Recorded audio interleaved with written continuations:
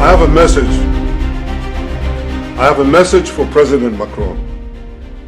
Today, Israel is defending itself on 7 fronts against the enemies of civilization. We're fighting in Gaza against Hamas, those savages who murdered, raped, beheaded, and burned our people on October 7th. We're fighting in Lebanon against Hezbollah, the most heavily armed terror organization in the world, which was planning an even greater massacre than October 7th on our northern border, and that has rocketed Israeli towns and cities for nearly a year.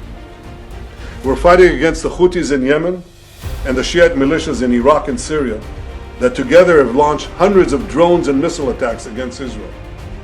We're fighting against terrorists in Judea and Samaria who are trying to murder civilians in the heart of our cities. And we're fighting against Iran, which last week fired over 200 ballistic missiles directly at Israel, and which stands behind the 7-front war against Israel. As Israel fights the forces of barbarism led by Iran, all civilized countries should be standing firmly by Israel's side. Yet President Macron and some other Western leaders are now calling for an arms embargo against Israel. Shame on them. Is Iran imposing an arms embargo on Hezbollah, on the Houthis, on Hamas, and on its other proxies? Of course not. The axis of terror stands together.